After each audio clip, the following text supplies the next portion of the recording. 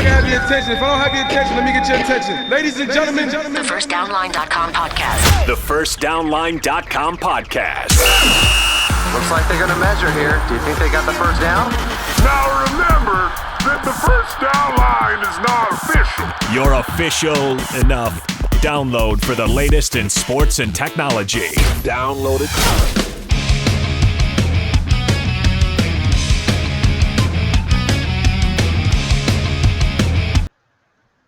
FirstDownline.com podcast. It is time for the next episode. This one is episode 7.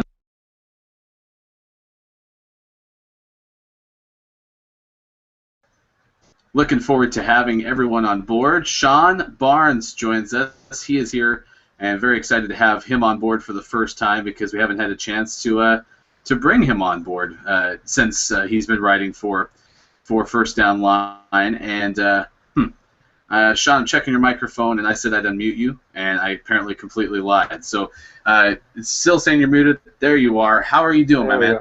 I'm doing. There we go. Hear me now?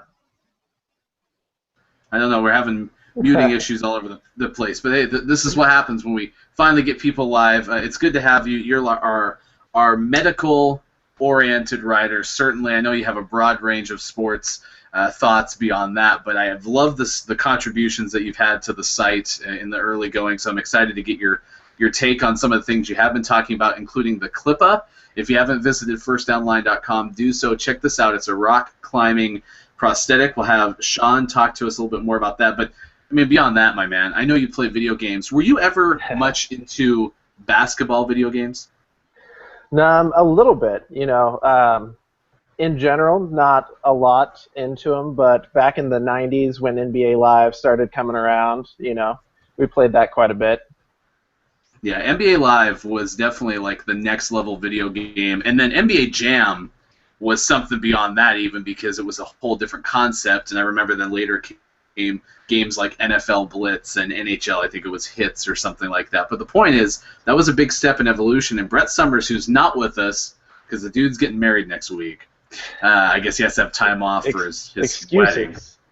Yeah, I know, it's just crazy. But he's not with us. He wrote this article about the evolution of basketball video games, and we're going to play you some YouTube videos that he included in his article. If you don't have patience and you want to check them out on your own time, FirstDownline.com is the place to check it out. But here is our Bring Out the Sticks question of this podcast. We want you to tweet us at FirstDownline. You can do that and share your thoughts with us. FirstDownline is the place to tweet us. But which is your favorite basketball game of all time? When you look at video games, whether it was some of the early ones, whether it was like a Tecmo NBA or whatever it was called, the Blazers versus Bulls, an NBA Live game, the recent NBA 2K5s or 2K15, excuse me, and then NBA Jam with Shawn completely, absolutely gets my vote. I mean, NBA Jam is by far the best basketball video game of all time. Well, absolutely. Those are a ton of fun, and I feel like that was the start of that arcade-style sports game, which is easy to just pick up and have a blast, play with a couple guys, and they go a long way. For me, I think NBA Live 97 is the one I spent the most time with, so that probably gets my vote. It's mainly the nostalgia of remembering my middle school days playing that with friends. Were you Genesis or were you an SNES guy? SNES for sure. Yeah, me too. I was a Super Nintendo guy too, which I remember the live games that came out for that. I always liked playing the games with the actual the way you would play the game if you were actually playing the game. So you do substitutions and you have like a rotation of players, and it was so hard to squeeze into a game that had like 4-minute quarters because it didn't make any sense. Shaq would come out of the game and he'd have like 3 points, and it's like, well, he's not even tired, but I want to play it like you actually would. So that was kind of always a bummer. You almost need a coaching simulator as a separate game for that sort of stuff. Yeah, I mean, that was something that I would have always have liked, and they made a head coach game for an NFL title at one point, and it just didn't take off. So bring out the six, tweet us. That's at First Down Line. Here's what we got coming up in a couple of moments. We're going to talk about streaming a yacht race and how this technology that a company called Octoshape is using makes this yacht race around the world look like the Truman Show, which I think is really cool. I'm never going to watch a yacht race, but the fact that this technology exists, I think, is pretty neat. We're going to talk about the aforementioned KLIPPA and the upcoming NBA 2K15, and then the idea of targeting millennials and trying to get people to go to football games when they're college students because you have to supply them Wi-Fi. I would hope that you, just on the surface, Shawn, thinks that's just as absurd as possible as I do. I can't tell you how many times I didn't even bring my phone to football games. It drives me nuts. Things. Yeah. Yeah, well, and you remember the pep band, too, so if anyone understands school spirit, I mean, you got that when you were doing that thing at USC. I heard rumors, this is completely off the beaten path, but I heard rumors that they're moving the USC marching band off the field. They've moved a couple times in the last since I've been there. When I started, we were in the stands on the 50-yard line, had best seats in the house. And it was my senior year. They moved them to the stands at the end of the end zone, and now they're turning that into some boxes for people with lots of money, clearly. So I don't know where they're going now. Maybe back up into the stands. Not cool, man. Not cool. All right. Well, I guess actually if you get the 50-yard line seats back, that'd be pretty cool.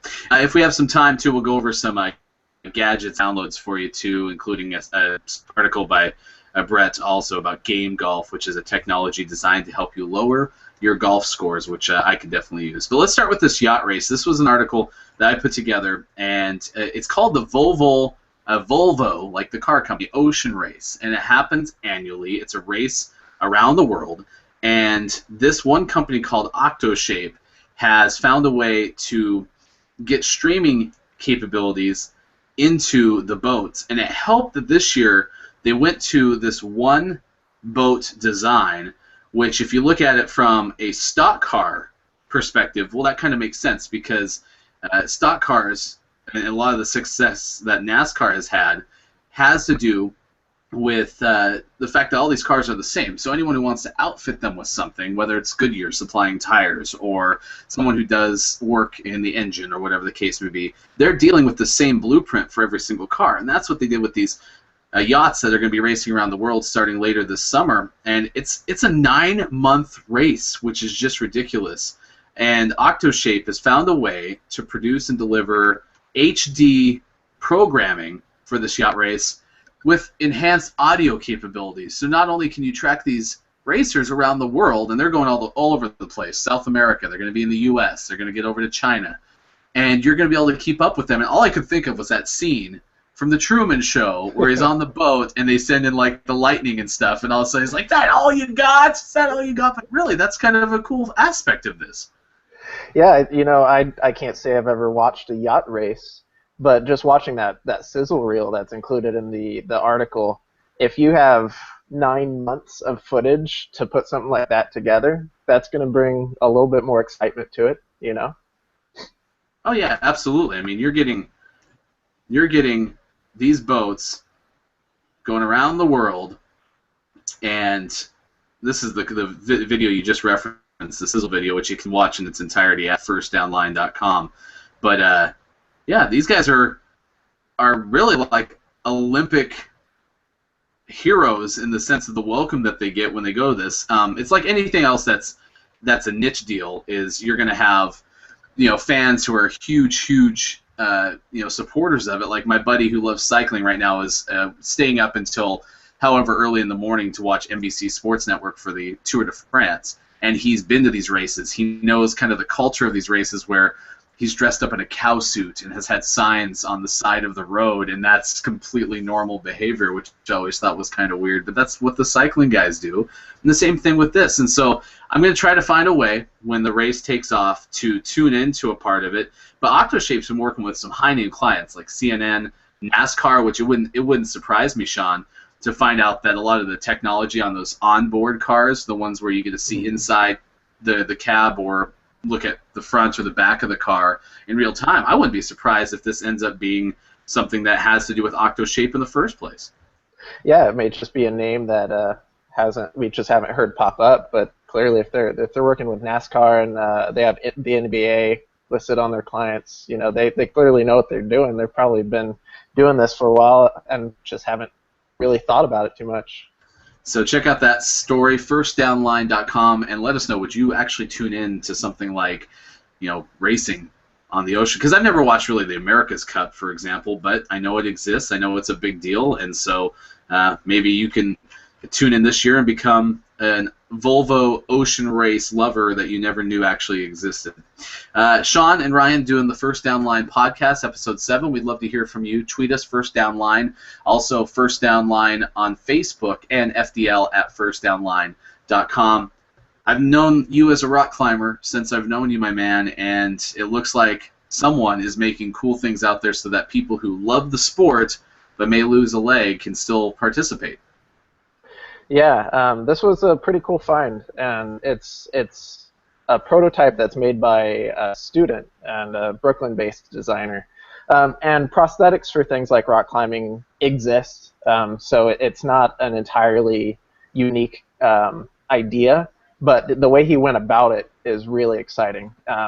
He went through a series of research, talking to current climbers and trying out different size footings and limiting different things with people who are currently fully able-bodied to see what would be the best design. And so he took all that research and really worked from the ground up rather than modifying current prosthetics to be better for rock climbing. He just threw all that out and started with a purely rock climbing prosthetic. And it's pretty cool. I'd like to see when he starts making functional prototypes and getting people out on walls with them, what people think of them.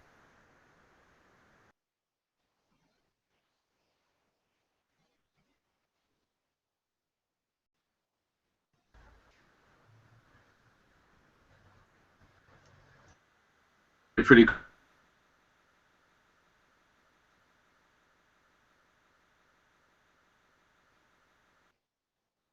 type it by itself is really, really cool. And then you just know that as the technology progresses and more people jump on board with it, funding gets better, more and more people are going to be able to use this thing. KLIPPA is the name of it, and you talked about some of the technology, and I apologize, I was working on trying to get the picture up, which is why I had that little break there, and I thought I had it open, but I'm getting it there right now, and I want to show it to you. FirstDownline.com is the place you can read the article, but it talks about replaceable rubber that's built into this thing, so you have the ability to kind of keep it, I guess, well maintained, because this is a sport, Shawn, where you're going out and banging this thing up. Yeah, definitely. I mean, look at the current technology of just climbing shoes. If you're serious about climbing, you're resoling your shoes or replacing them on a seasonal basis, and it's going to be the same with something like this. And to have that added feature of, oh, well, it's not going to be a whole new prosthetic every time. You can replace the parts that wear out. The rubber up on the attachment to the amputee is also replaceable, and that's an area where you get lots of sweat and buildup, and that needs to be maintained as well. So this is an investment for these athletes that they're going to be able to keep coming back to this and keep it maintained to keep up with their sport. In the world of concussions and some of the other things that you've written about, where it keeps people safe from the get-go, it's also cool to see technology, and in this case kind of a startup mentality, to find a way to continue something that, I mean, gosh, how long ago, realistically, would this not have been possible? What are some of the things that are in this thing that make it out there, whereas 5 years ago, probably not, maybe 10 years ago? I think it's really just the attitude and commitment by the designer to start with rock climbers and find out what they need out of a prosthetic, rather than someone who's just going to come in and be like, yeah, we'll just put together something that'll work that's better than nothing. But I think it's really the commitment to these amputees, and he's inspired by people who have been wounded in the military, and he seems really passionate to make something that's going to be of value for them. And I think it's that attitude that's really driving the uniqueness of this.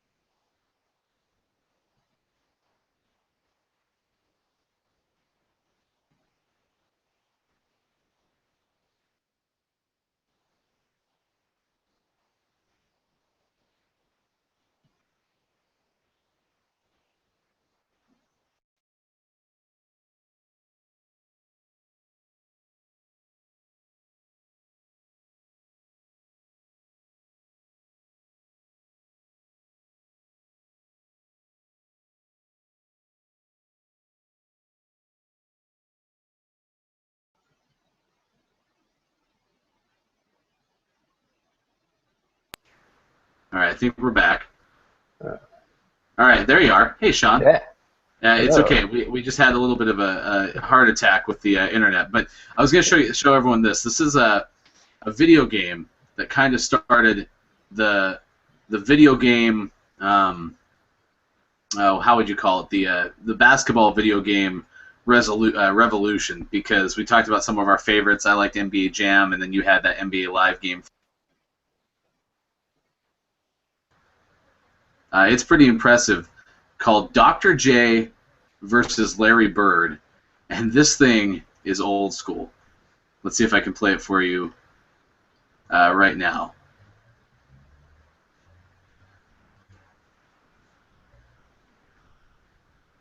Here it comes.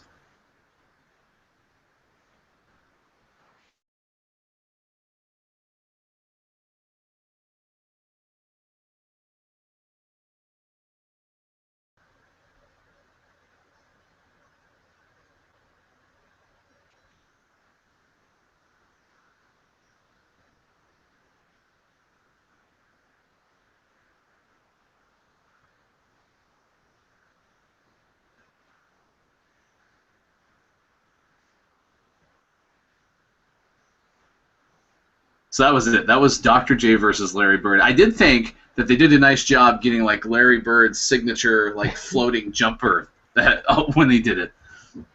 I think my favorite part about that is where music with basketball video games has come. We came from ragtime and 8-bit to hardcore hip-hop and rap.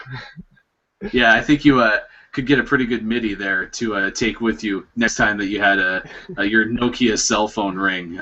That was a pretty. I like the ragtime. This is a picture of it.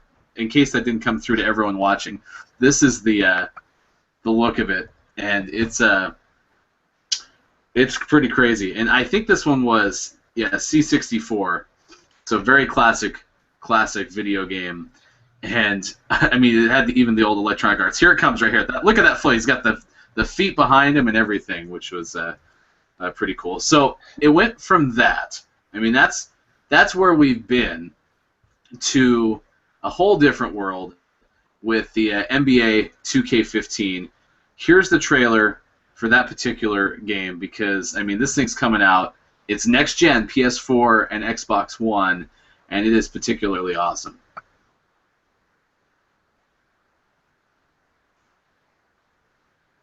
That might not play there. The part of the bandwidth heart attack that we had over here at FirstDownLine.com headquarters. I'll refresh the page and see if we get it. Yeah, this is a whole different ball game with NBA 2K15. Here we go. I'm going to skip the ad. World Cup. Yeah, there we go.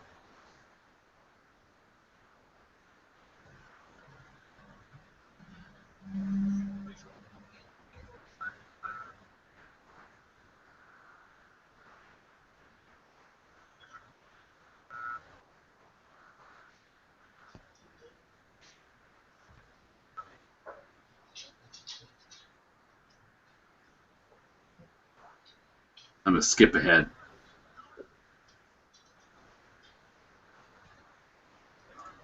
They have some unreal just looks into this game. I remember when they had the LeBron James version of this trailer come out a couple years back, where it was, I think, him interviewing himself or something like that, and you could barely tell. I mean, really, barely tell which one was which. Yeah, it's pretty crazy. I mean, these next-gen systems, I just feel like putting that technology into things like sports games, you might as well just be watching your favorite team playing live. Yeah, and so do you have an Xbox One or a PS4 yet? No, not yet. I'm still rocking the PS3. My other brother-in-law does have a PS4, so I get to dabble every now and then, and it's phenomenal. Yeah, my buddy has an Xbox One, and it's pretty impressive too. So things are up and coming. But I mean, Brett does like the complete history of the world of NBA video games, where he's taking you through from that Dr. J game to where we are now, and it's just a whole different ball game, which is pretty crazy. I mean, They have the screenshot there, and then goes to NBA Jam, which came out in '93, which will be like if I ever get an arcade in my basement, it will be one of the actual arcade games that I buy. Then there's NBA Live '96, which is right where you were talking about with that '97 game that you liked. NBA 2K came out. It started out as a Sega franchise, and then since it's been sold. But and then now you have Michael Jordan, who could have been just something amazing as a cover athlete all those years, but he even withheld his name, I think, from the first NBA Jam, so you couldn't actually play with Jordan, if I remember correctly. So let us know what you think. Twitter.com/FirstDownLine. Here's where me and Shawn started to talk about some things that we just don't understand. This is a tweet. Baylor spent $2 million outfitting its new stadium with Wi-Fi. It's not that I don't understand why you would do that. I think that's a very cool thing, because I remember being in Austin Stadium as a student at the University of Oregon and never being able to use my phone for barely even I can't even send a text message, and that's still a problem today. I used to work in wireless, and AT&T would bring cows, which were basically these big portable mobile cell phone transmitters or antennas to help boost it up at different sites, but they would still get what's called overcapacity. You could barely use them. So now all these stadiums are smartly going to the world of Wi-Fi, and what's happening is you're going to be able to use your phone, but this is an article that we wrote, but it's an article that I want to share. Bob Cohn of the Tribune in Pittsburgh basically is making the case where you have to be a Wi-Fi touting arena in order to get people to come to your games, and even talks about Nick Saban having issues getting Alabama students to attend football games. And it's this part right here where our entire mobile strategy is focused on millennials. This is according to someone earlier in the article that's talking about it's Bob Bowman, who's the CEO of a Major League Baseball's advanced media. That's their whole mobile strategy, and it's not even technology for them. According to a guy named Don Marinelli, it's a natural extension of what it means to be human. So I'm going to let you take this, Shawn. Is it surprising to you that you have to have Wi-Fi in order to go to a football game nowadays? Yeah, maybe it's just me getting older, but like I said, back in our day, you couldn't send a text message, you couldn't get on anything, but you didn't care. You were at a football game. You're like, oh, well, I'll finish this later when I can get back home and get on my Wi-Fi. And yeah, there's more going on as far as like offering second screen content even at a live event, and that could be exciting, and maybe that's a way we're going to see more and more of this as you get better connections in stadiums. But I would never not go to a game just because I wouldn't be able to get online there. Yeah, and apparently that's a problem. This is the quote. Now, connectivity to the outside world is essential, according to, I don't remember which person in the article wrote that, but I have my Broncos season tickets. I just got my Denver Broncos season tickets this year. They come in the mail in an envelope like this every year. And it's a very exciting time. I smell these. I make sure that they smell fresh and beautiful, and they make me very happy. And I was going to try to show it to you if I could find it in here, and it may have fallen out. But one thing that I thought was interesting is it talks about the Broncos Game Day app that's available this year, and it's going to have specials for a special access to different cameras and things that are in the stadium that you may not have ever had before. Plus, you're going to get access to special offers while you're in the stadium and things of that nature. So, while I don't think I'm going to be able to find the exact part of it that talks about the app, I just thought that was a smart idea. But at the same time, like, this is enough for me. This is all I need. The fact that I get to go to the games is more than I could have ever asked for before. So, here it is. Yeah, the Game Day mobile app, and it talks about game day updates, concessions finder. You get the radio feed, which you could do with the radio, and then red zone highlights and extra replay camera angles. So I don't know. It's just unnecessary to me. And for me personally, take college football. So any Saturday during the season, 99% of my internet and phone use during that day is checking scores or checking what's going on in the world of college football. If you're at a game, just look up. Those scores are all around you. You don't need your phone. Yeah, I mean, Don Essig, who's the longtime voice of, the Oregon PA, he'll go through and give you the scores as you're sitting there. So that seems unnecessary. But we do want your feedback. Are we, Shawn and I, kind of being the crotchety old guy going, what's wrong with these millennials and needing to have these things? Because at the same time, I'm not going to complain if I do have Wi-Fi access. It's just I think the fact that you may need that to actually attend the game is a little absurd. Hopefully that's not actually where we are nowadays. So we're already up against that 30-minute mark. I don't know if I'm just going to kind of give you open floor. Is there anything else that you were thinking that you wanted to talk about in this particular episode, Shawn, that I just didn't get to? No, I think we hit the big things. Yeah. I'm working on another piece that we should be seeing here in the next hour or so, but we'll talk about that next time. Yeah, absolutely. Check it out. FirstDownLine.com is our website, of course, and we'll be sure to get to more of those things down the road. If you missed anything that we talked about, or maybe you joined in the podcast late, or you haven't had a chance to look at the site lately, go ahead and go to FirstDownLine.com, and you can check that out at your leisure, certainly. So for Shawn, for Brett, who's getting married, we're very excited for him, and for everyone else who is watching this either with us or potentially going to watch it after the fact. I'm Ryan, he's Shawn. Go ahead and hit us up too at facebook.com/firstdownline. Email us fdl@firstdownline.com or twitter.com/firstdownline. And we'll talk to you next time. That's it for the FirstDownLine.com podcast. Check out more at our webpage at FirstDownLine.com.